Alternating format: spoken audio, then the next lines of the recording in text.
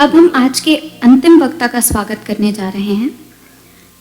It is our great honor to welcome our next speaker, Professor Tim Hoffman, joining all the way from Japan. Born in the United States, Professor Hoffman is a distinguished artist and ethnomusicologist who has spent over 4 decades in Asia, deeply immersed in musical tradition and cultural exchange. He is extensively trained in Western classical piano, the Japanese shakuhachi, and Hindustani vocal music. As a performer, he brings together Indian classical music with Japanese instrument, creating a unique and powerful music dialogue between cultures. Professor Hoffman has served as a lecturer at various universities in Japan and abroad, and is also the founder of the Indo-Japanese Music Exchange Association, a pioneering NPO that has built musical bridges between India and Japan for decades. His work has been widely recognized and he is recipient of numerous international awards for his contribution to intercultural music understanding.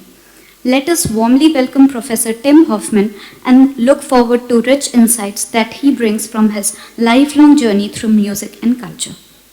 We welcome you, sir. Good afternoon, everyone. Japan se namaste. Bahut dinon se. I'm very, very honored to be with you all today, and warm namaste to Vice Chancellor Saab and all the people on the panel. I've enjoyed the presentations to this point, and I'll be presenting some slides and short video samples also. I put in the chat an outline. If you can download that outline, it would be easier for you to follow, I think.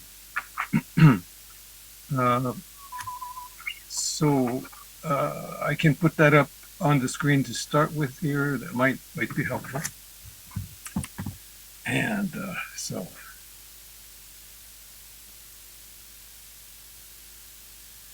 Okay, let's try this.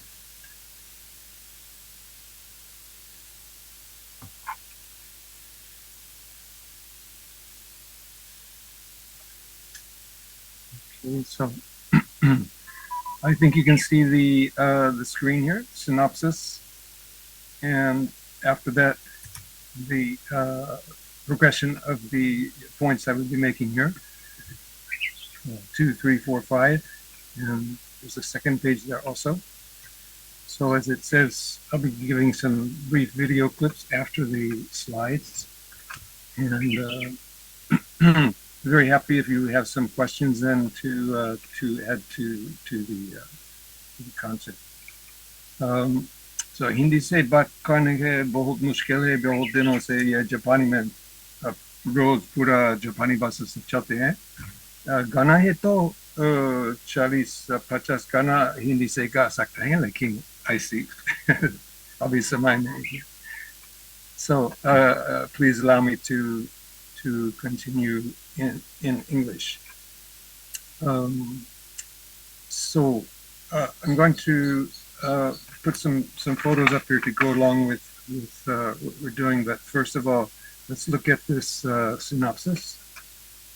Nada yoga is both a unique Indian pursuit and within other cultures. So sometimes it's not called nada yoga, but the same types of things are happening in some other cultures. Then we have World Music Day and International Yoga Day of Yoga are marked on the same day. Actually, World Music Day has been celebrated since 1982 on the same date, 21 June. And of course, since 2014, International Yoga Day.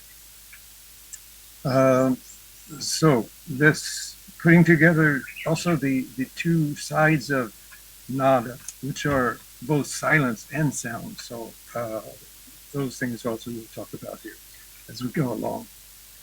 I'm very concerned with the regional health of the traditions of both music and poetry in Asia, because there's a lot of influence coming from the West, of course.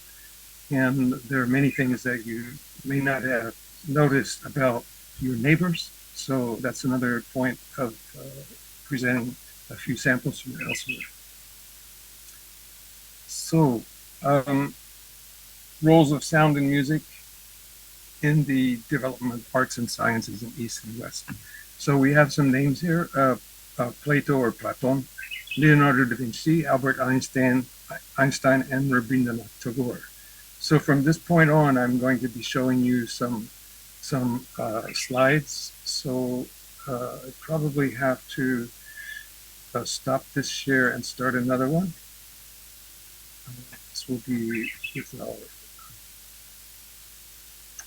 photos. Yeah.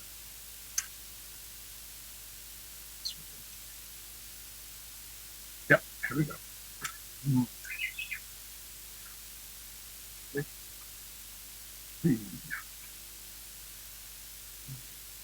I think I have the same thing up there.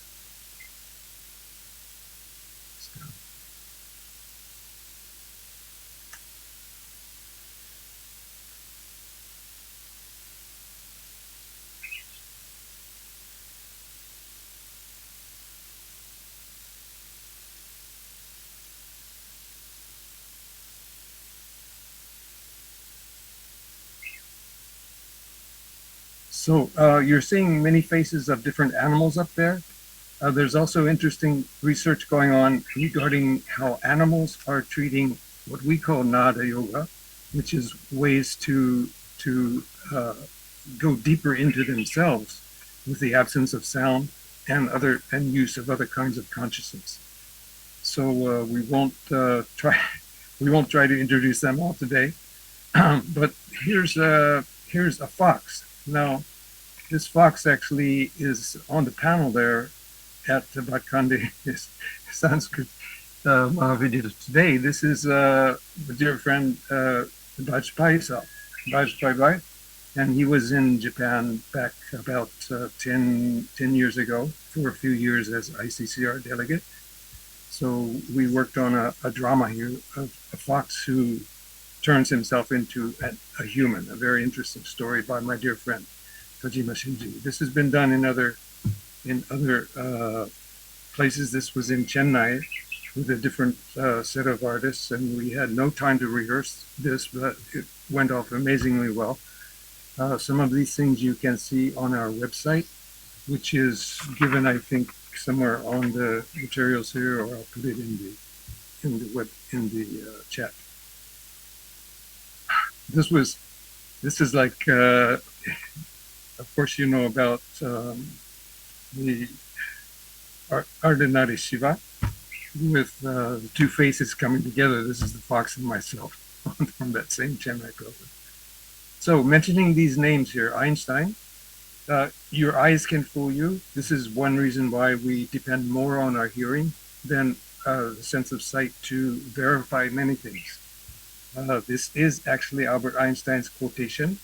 If I were not a physicist, I would probably be a musician. I often think in music, I live my daydreams of music. I see my life in terms of music. And then here are two people that you know. This is Zakir Hussain. He was my dear friend since 1975. As you know, he passed away in December. He was exactly my age, a few months older. And Dr. Manjul Bhargava in Princeton University, very dear chela of Zakirji. And so this was in 2005. I had a concert there the day earlier. So here you have people who think in terms of sound and another in terms of mathematics, and they were teaching each other these sensitivities over a period of almost a year when Zakir was a lecturer in Princeton University. This is Dr. R.K. Pachori at TEDI, the Energy Resources Institute in Delhi. And he took a very great interest in our work because trying to notice ecology, the changes in ecology with the way things sound around us in natural environments, etc. So I was privileged to events there. So are the photographs coming through okay? Everything okay? Yes, sir. Everything's visible. Thank you. Okay, sorry. I should have checked on that. So again, across disciplines, and not just across cultures, but across disciplines, we find so much sharing of sensitivities and consciousness between the senses, the five senses, and also beyond that. So this is my greatest honor in India to be Shisha of Pandit Ganesh Prasad Mishra since 1985 officially, but earlier than that. So under his direction, I was able to complete Visharad in Gayan at Bhatkandi Sangeet Mahavidyalaya. And then also, as I mentioned in the chat earlier, in Sri Lanka, Dr. Premadasa Murun Kotwa, who established the first Bhatkandi center outside of India, he was my first introduction in 1980 to the Bhatkandi system, and he is the one who introduced me to my Guruji, Pandit Ganesh Prasad Mishra. And they would have teaching on the weekends in his music center, and this was a high court judge who also had studied at Bhatkandi many, many years before as a violinist, and he was teaching also in that center. They're teaching me a Sorry to interrupt, sir, but you are hardly audible. Could you increase your volume a little bit? Oh, my mic volume? Yeah. So, let me see there.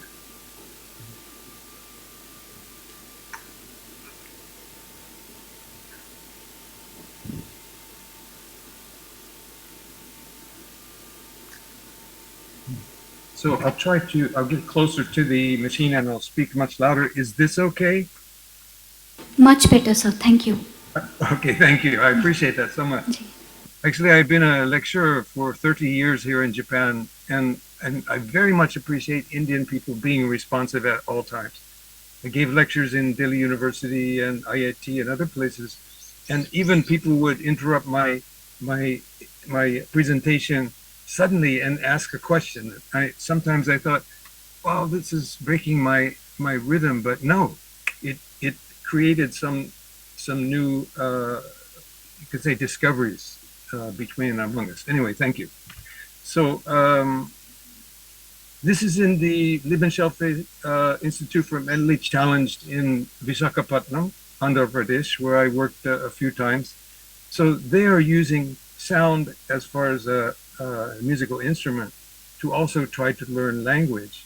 And we couldn't explain to them very well because of their disabilities. But the innovations that they would show me, how they were learning in relation to sound through their other senses.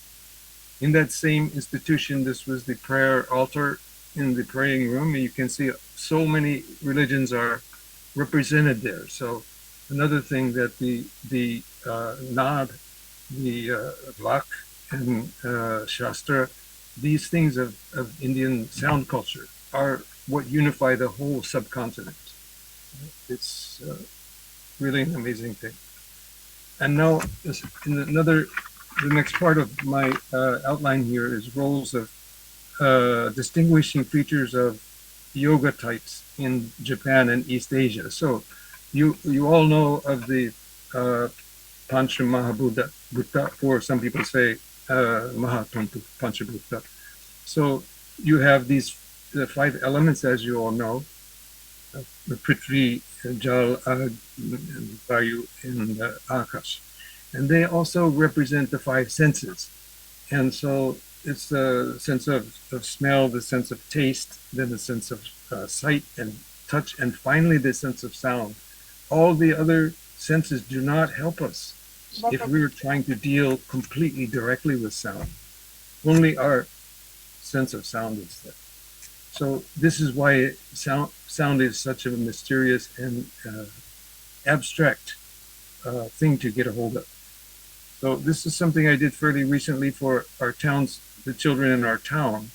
You can see I'm using these different instruments. This is also vocal music.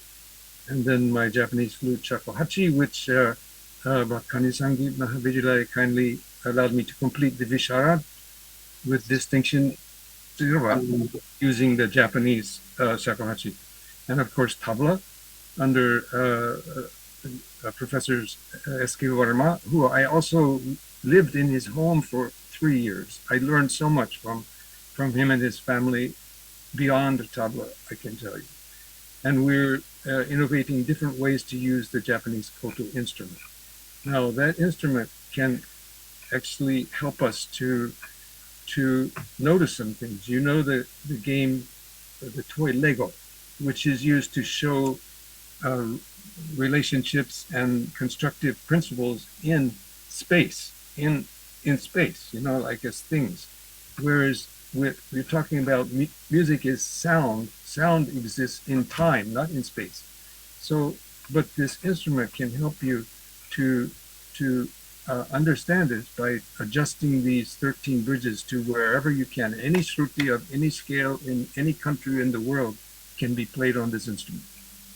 So this also I was working at under also supervision of Dr. Vidyar Vyas while he was VC there at Bhatkande, and independently with many people around India using this instrument in Hindustani music. And Pandit Ravi Shankar had remarked that this is the most versatile instrument for Ragadhari Sangeet to properly express this. Now, some instruments can do very much, of course, but compared to, for example, the harmonium, well, anyway, you can play this like a santur if you wish. You can play like a sarangi or a violin, and pushing the strings to raise the pitch, that analog kind of sound you can make.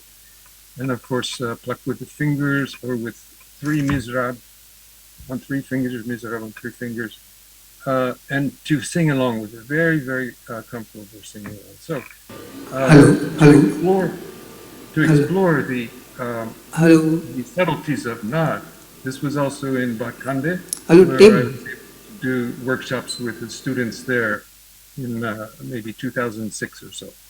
Now, going back to the sense of using sight. Also, as I mentioned on the koto instrument, you can use the sense of sight to understand intervals, the swar, the distance between pitches, and those sorts of things. So in East Asia, this is Om in Indian culture is the closest thing to the East Asian style of representing language, because this is like an ideogram. It represents a very, very deep thing in one complex character. This is the one for Buddhism in Chinese or Japanese, and this is the one for esoteric. If you put these together, Mikkyo, it means esoteric Buddhism.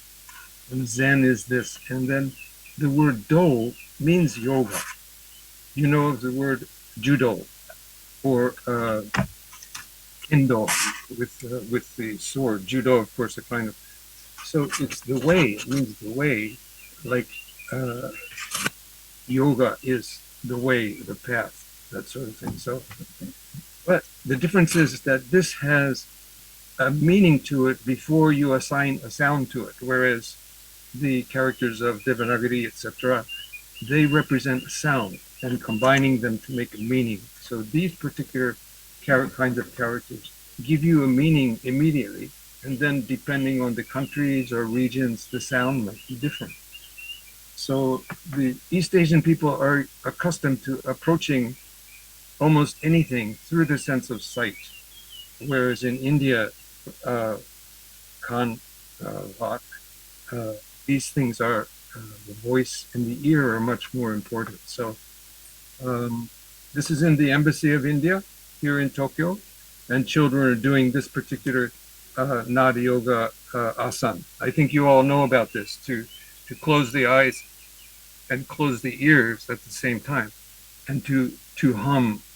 And if you hum in different pitches, you'll feel in fact, you don't need to close your eyes, just close the ears like this. If you hum in a low pitch, da, you will feel your body vibrating in oscillations that are slower, and then the higher you go, you can feel the oscillations getting faster, etc. So it's a very valuable exercise. And if we put in the Japanese phonetic characters, they also have phonetic characters. This is na, a, da, yoga. So like Devanagari, it uses a vertical line to give you the long vowel. This is a horizontal line to give a long vowel. So in the sense of sound, the Japanese language is much closer to Hindi than it is to Chinese. This is true. It is. So if you don't depend on your eyes as strongly as the Japanese do, they would have noticed this. And also if they weren't introduced only to China and the West. So this is a big part of our work, is to let them notice so many things about Indian culture through the sense of sound. So this was a Nada Yoga music therapy session I did at a university hospital auditorium here in Japan. I worked with the Indian Music Therapy Association under Dr. T.V. Sairam over the past 10 years. This was for International Day of Yoga 2 years ago in the Global India International School. So in the whole day, we were able to do these sessions. These were the high school students. And then we had also, for example, elementary school students. And if you'd see back here, oh, sorry. This is the old Global India International School 10 years ago, before they had the very big building with that nice auditorium, etc. in there. So that was 10 years ago. I also did a session there for these students. And some of these students are now my friends as adults. So I've been in Japan for a long time. Yoga in Buddhist temples. This has become, as I said, in recent years, yoga as the Indian export to Japan. That is also being pursued. And the idea of the yoga was already in their culture with that do, as I showed you the character for that, which was brought in the 8th century by the priest Kukai, who studied under Sanskrit and Persian masters in Chang'an, the capital of China. So Japan had the seed there, but it hadn't been nurtured up until the 21st century even. Even the Japanese Maritime Self-Defense Force, they are also doing yoga on the Day of Yoga here in Japan. Just to show you, again, this is my handwriting when I first got to India, and the very first Bandish that my Guruji taught to me, this bhajan, very famous Tulsidas bhajan. And then I have found in Christian tradition the very same kinds of situations coming up in one complete piece like this. So this is another exciting thing to notice if you're working across cultures. This was written by Guruji. I also had a part in this in 1992 in Sri Lanka, just before a concert in the Mahabodhi Society temple for the priests of the country. So this bhajan was composed the day before in Rag Puridanashi. Great honor to sing that with Guruji in the temple. And also back in Japan, we have used this in Buddhist temples along with other things. In Italy, of course, around the world now, there are over 100 countries who celebrate yoga on this particular day. There are also over 120 countries as a World Music Day. So the ability to combine those together is also a great boon of the present day, where we've had the interchanges between different countries. So I know there are time constraints, so I wanted to show you a video with very, very short clips about how the people in Japan are using Nada yoga of their own type in, first of all, observing nature, inside of nature, to find the silence, and to find the vibrations, and to find it in different forms. So I had used some of these examples in my courses, teaching ethnomusicology, lecturing in Japanese in the Music Academy. So I have to do another share here, and hoping everything goes according to plan. Hello. So, Hello, Tim. yes. Really, we are very proud of you. You have preserved So, such a old document. Okay, hold on just one second. I need to pause this. Yes, once again, please. Yeah, what I'm saying, my university, myself, my vice chancellor are very proud of you because you have preserved such a old document so nicely and you are presenting Guruji's handwriting, handbooks and all. We all appreciate that.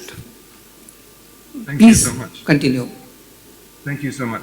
And as I have said to some of my friends, you may know that in the world today, many artists are claiming to be atheists. They don't believe in God.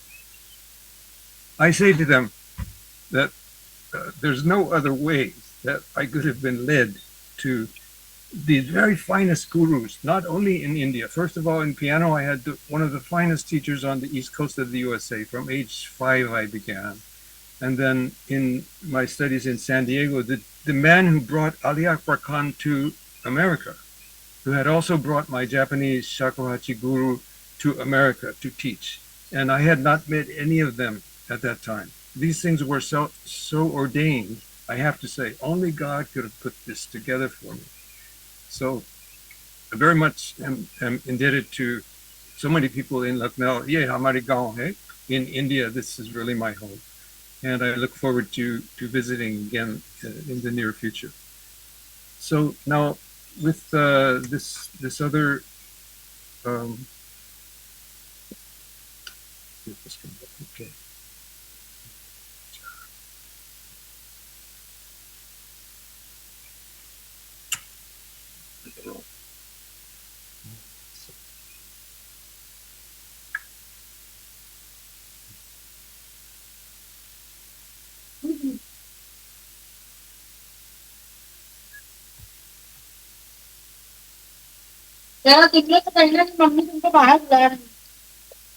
So, are you seeing a text on the screen or a scene of a river? We are seeing a river, sir. A river, great, thank you so much. Yeah. One more information I would like to give you, sir. We have a meeting from 2:30, so we'll request you to conclude your speech within 5 minutes. Okay, we'll see what we can do here. Thank you, sir. So apparently this is on the screen, so we'll go with this. So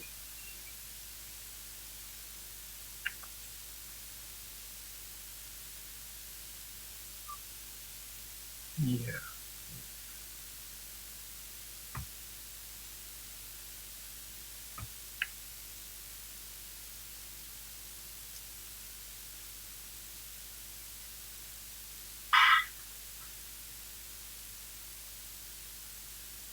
So if you watch carefully and listen carefully, you're going to hear the pitches changing as it hits the rock. So it slows down the sound. When it goes to very low, it won't be audible. This is looking from a distance, and you can't notice the effect of the coming into contact with all those different rocks. So it just becomes a big concerted sound. This is the idea of the orchestra. You listen from a distance and hear all of the sounds together blended. This is a shore in Okinawa where the waves have a certain laya. There's a tempo here that's put together by the ocean. So there's silence, and then there's a rising and falling. So this is something like the human voice also in alak. And then if you put together with Talvad alak. This is over a river. So the river is moving, the rain is coming down in a vertical sense, and the river is moving in a horizontal. Horizontal is the realm of time, actually. Time moves, and rhythm also is that way. Now wind interacts with something. The speed of the wind is going to raise the pitch. And then also acting upon the size of the passageway. So now the passageway is narrow. You can hear high whistling. If you open the door, the pitch is going to come down. So we're going to notice these things. Now fire is This is anibad. There is no fixed rhythm there, no fixed tempo. And the sound is sudden and then disappearing.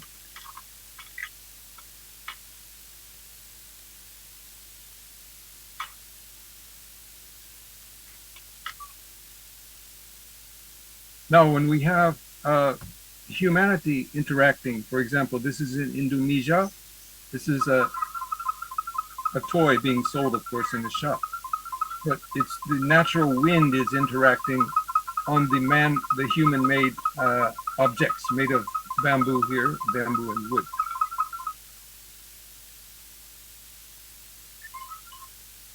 The ingenuity of people putting together things that exist in space and the time of sound and the wind existing in time. This is another simple wind chimes here, also in Bali, in Indonesia.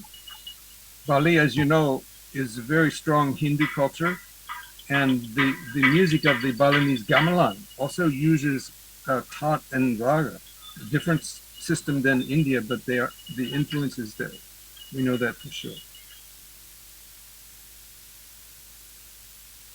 Now here is something where water and bamboo are interacting to create silence and sudden break of silence and back to silence. This is a kind of like meditation tool.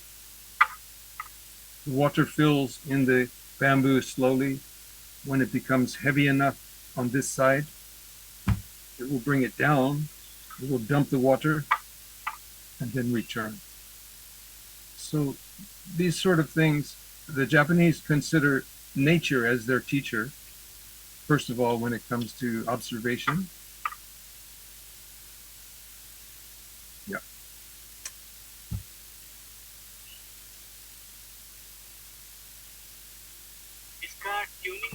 Our dear friend Milen Tulankar in Pune, he's a very top-class artist using the water and the clay. We have organized his event in Japan and also worked with him in India.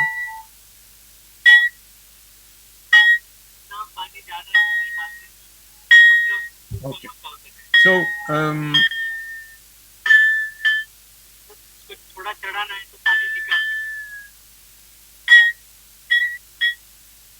so why do we say Jalatarang? You can hear the tarang of Jal as it's vibrating too.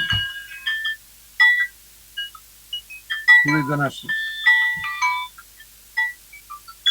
Jap Tap.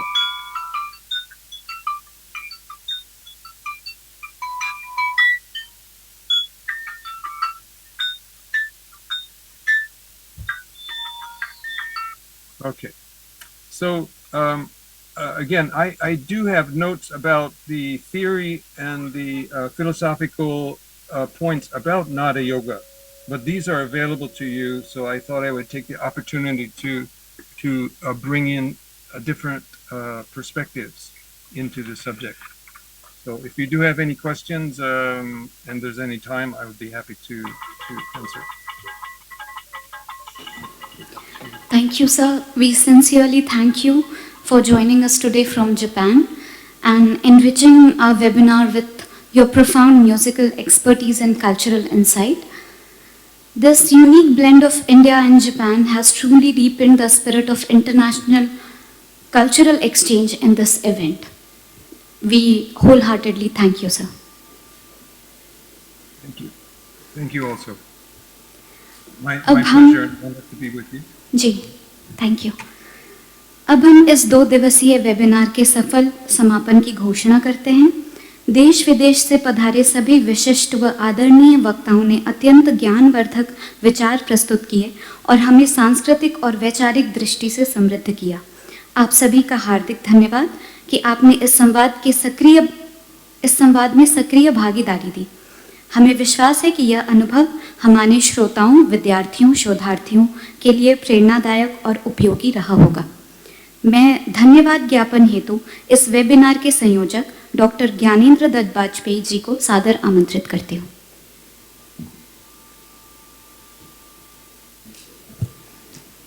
Thank you, Kritika. मैं इस webinar में आमंत्रित सभी विद्वान वक्ताओं का, पद्म विभूषण सोनाल मान सिंह जी का, जिन्होंने मुख्य अतिथि के रूप में आना हमारा आमंत्रण स्वीकार किया, रजना गौहर जी, राजेश्वर आचार्य जी, डॉक्टर पार्वती दत्ता वगैरह जितने भी लोग थे, जितने भी वक्ता थे, उन सभी के विचारों से सत्य में हम सब अभिभूत हुए और हमारे ज्ञान में वर्धन हुआ। और मैं अपनी कुलपति महोदया का हृदय से आभार व्यक्त करता हूँ, जिनके इनिशिएटिव से, मार्गदर्शन से ये आयोजन, विशद आयोजन संभव हो सका। मैडम, आपका भी बहुत बहुत आभार। हमारे बीच गायन संगीत संकाय की अध्यक्ष डॉक्टर सृष्टि माथुर और तालवाद्य विभाग के विभागाध्यक्ष डॉक्टर मनोज कुमार मिश्रा, परीक्षा नियंत्रक और असिस्टेंट प्रोफेसर कथक नृत्य डॉक्टर रुचि खरीब भी उपस्थित है। मैं उन सबका भी हृदय से आभार व्यक्त करता हूँ। कृतिका त्रिपाठी जी का, जिन्होंने उद्घोषणा संभाल रखी थी, मैं उनका भी आभार व्यक्त करता हूँ।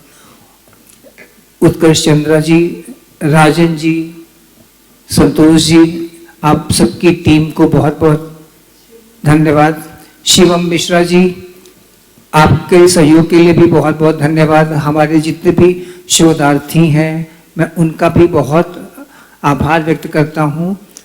और जितने कर्मचारी इस आयोजन को सफल बनाने के लिए सुबह 6 बजे से लगे रहते थे, मैं उन सब का बहुत बहुत हृदय से आभार व्यक्त करता हूँ। और जो भी छात्र छात्राएं, विद्वान श्रोतागण ऑनलाइन जुड़े, हम उनका भी हार्दिक धन्यवाद ज्ञापित करते हैं। मीडिया पर के जो भी लोग हमारे बीच उपस्थित रहे हैं, हम उनका भी धन्यवाद, हृदय से धन्यवाद करते हैं। नमस्कार।